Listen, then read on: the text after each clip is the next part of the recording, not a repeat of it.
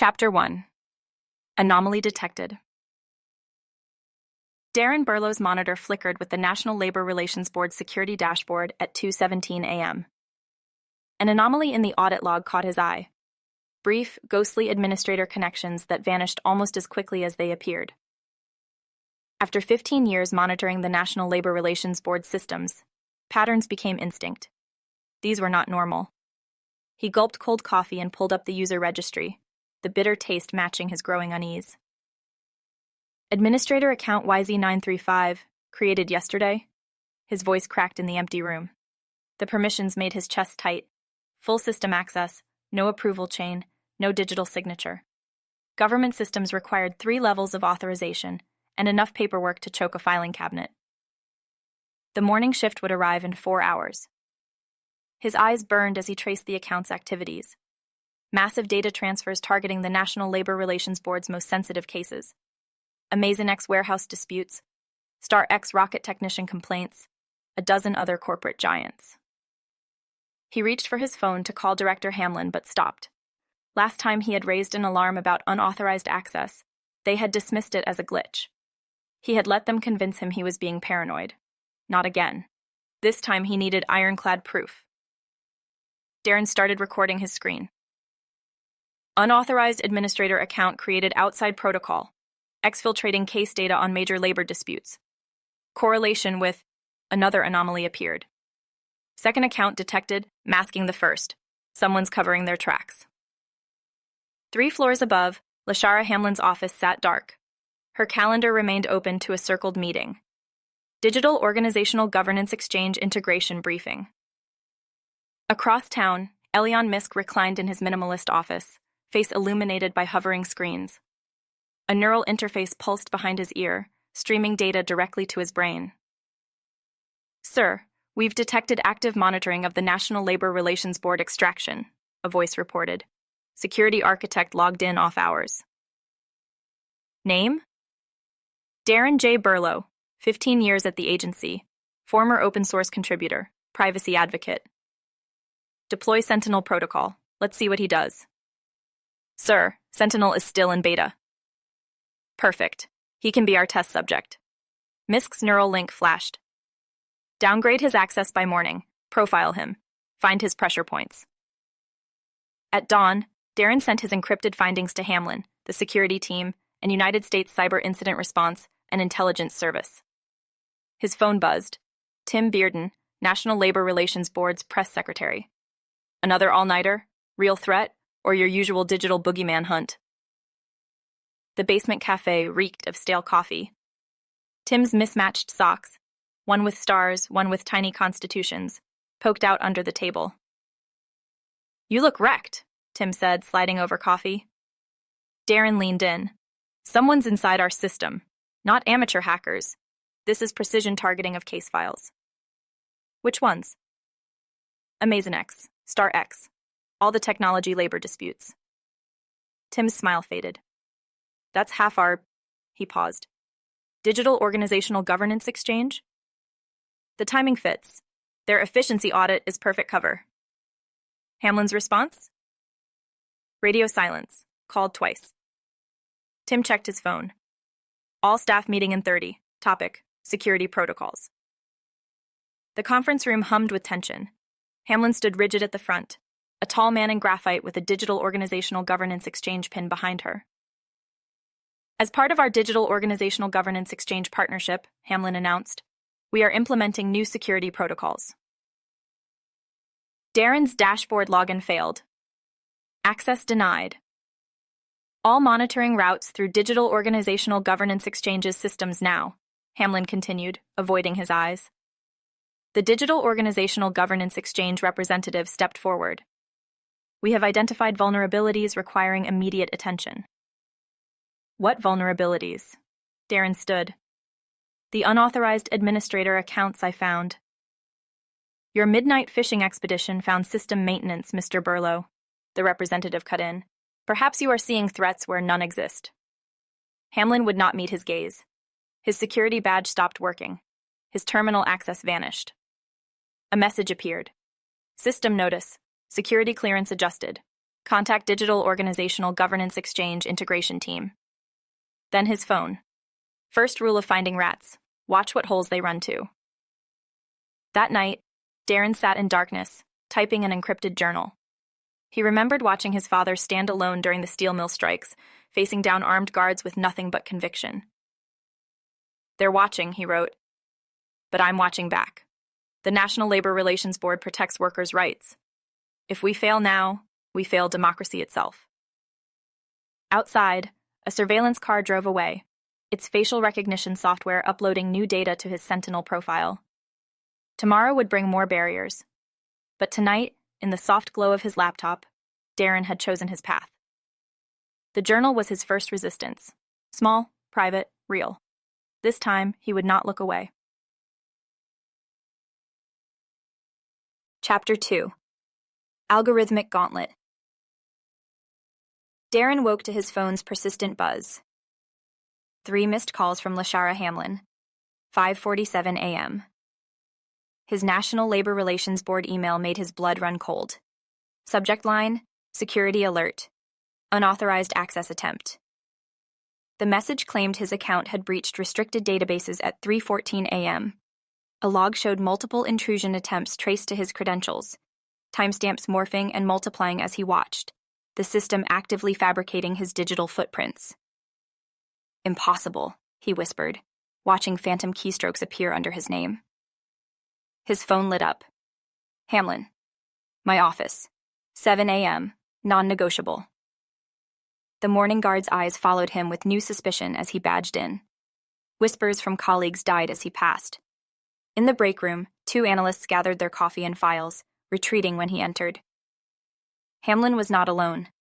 A man in a charcoal suit occupied the chair beside her desk, his Department of Governmental Oversight and Enforcement badge catching the fluorescent light. "Mr. Burlow," Hamlin said, her voice brittle. "Meet Jared Venn, Department of Governmental Oversight and Enforcement Security Liaison." Venn's tablet displayed a web of red lines connecting Darren's credentials to restricted case files. "Your repeated attempts to access confidential AmazinX and StarX labor disputes have triggered our security protocols." "That's fabricated," Darren said. "I was home." "Our artificial intelligence flagged your pattern shifts weeks ago," Venn cut in. "The timestamps, access points, and digital signatures are irrefutable." Hamlin finally met his eyes, career preservation warring with loyalty in her expression. "We're suspending your access pending investigation." "Lashara, remember what I showed you about the Department of Governmental Oversight and Enforcement's backdoors? This is their retaliation." "Careful," Venn said softly. "Accusations of conspiracy will not help your position." Back in his office, stripped of credentials, Darren watched his computer screen flicker to life unprompted. Lines of code cascaded as invisible hands rewrote his digital history. A message materialized. "Your father still walks to the mailbox at 8:15 every morning. Your mother's garden club meets Thursdays. Shall we continue?" His phone chimed with a photo. His parents' house in Pittsburgh, time-stamped minutes ago. His mother's prized roses in fresh morning light. Tim appeared in his doorway, glancing nervously at the security cameras. "Conference room C, now." In the empty room, Tim's whisper carried urgency. "Half the staff is already convinced you're guilty. Jenkins is telling everyone you tried selling data to AmazinX competitors." "They're isolating me," Darren said, "making sure no one trusts the whistleblower." "Busboys and poets. Lunch. Leave everything electronic here." Tim pressed a business card into his hand. "My contact. He handles whistleblower cases." The rest of the morning, Darren watched his colleagues avoid his gaze, their fear of association palpable. His screen periodically displayed snippets of his parents' daily routine, a digital leash tightening around his throat.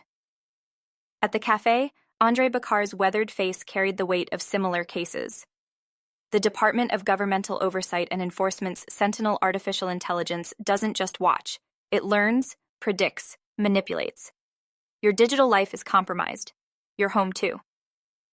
Through analog notes, they pieced together the Department of Governmental Oversight and Enforcement's endgame, weaponizing labor organizer data, predicting union actions, neutralizing resistance before it formed.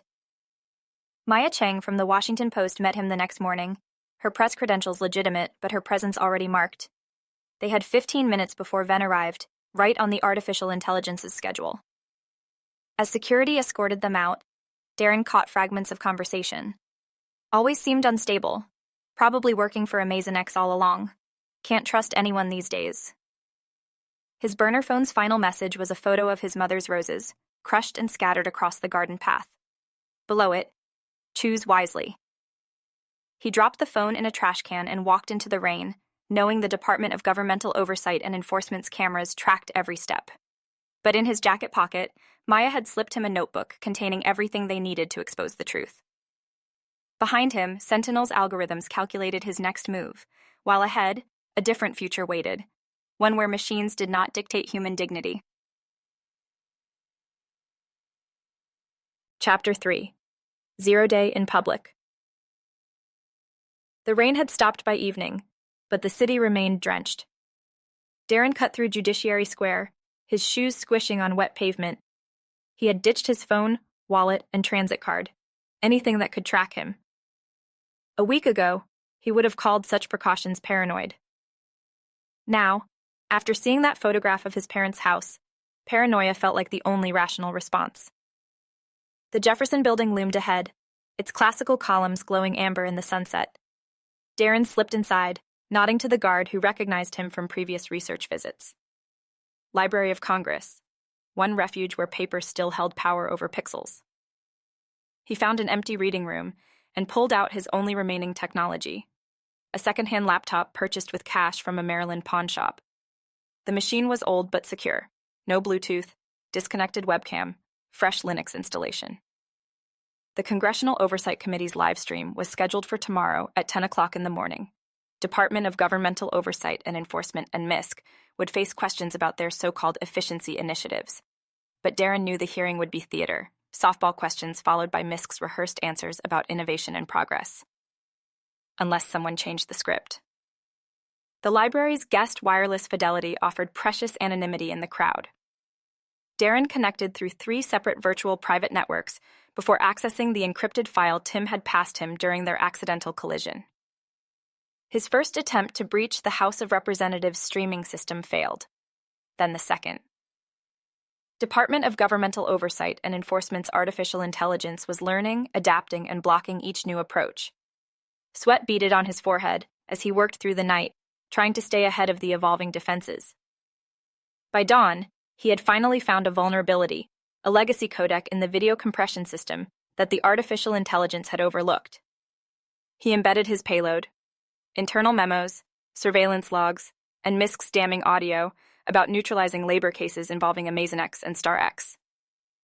He authenticated everything with a digital signature, then wrapped it in viral-ready memes that would spread faster than any corporate cleanup crew could contain. His encrypted message to Maya, Bakar, and 3 trusted reporters was simple. Truth drops at 10:17 a.m. Be ready. Feed will not last long. The hearing room crackled with tension. MISC took his seat, wearing his trademark black turtleneck and practiced smile. As he launched into his presentation about Department of Governmental Oversight and Enforcement's unprecedented efficiencies, Amazonex and StarX stock tickers scrolled steadily upward on financial networks.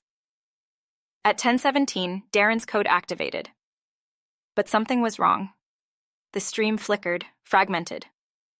Department of Governmental Oversight and Enforcement's artificial intelligence fought back, trying to isolate and quarantine the intrusion.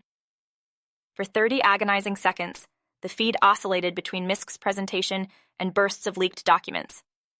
Then Darren's fallback protocol kicked in, using the system's own error correction to propagate the data. The dam broke. Evidence-flooded screens nationwide. Each document transformed into viral-ready memes.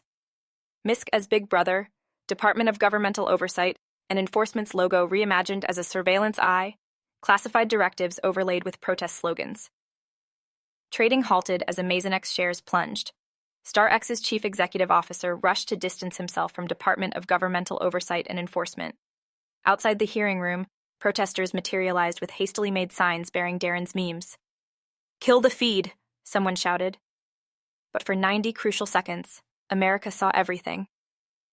The final image before blackout. Democracy dies in darkness. Shine a light. Darren watched from a coffee shop as chaos erupted, His hands trembled around his cup while news alerts pinged across the city. Nearby, Department of Governmental Oversight and Enforcement employees hurried from federal buildings, faces tight with uncertainty about their agency's future. His phone buzzed. Position compromised. Move now. He slipped out back as suits entered front, but Department of Governmental Oversight and Enforcement's response team had anticipated his route. 2 black sport utility vehicles boxed him in 3 blocks later. Darren J. Burlow, the lead agent said, "You are being detained under National Security Directive 47. "I think not," came Lashara's voice. She emerged with Capitol Police and Tim, who streamed everything live. "He is under Senate Intelligence Committee protection now." The agents retreated, but Darren knew this was just the beginning. As they drove toward the Senate buildings, his phone lit up with Maya's message. Movement growing. # Department of Governmental Oversight and Enforcement whistle trending. AmazinX stock down 30%. Star X board calling emergency meeting. Through the window, he watched protesters converge on the White House gates, digital resistance becoming physical presence, code transforming into conscience. His phone buzzed one final time. The swamp sees you, and it's afraid. This story was inspired by the article, Whistleblower, DOGE Siphoned NLRB Case Data by Brian Krebs, which was published on krebsonsecurity.com.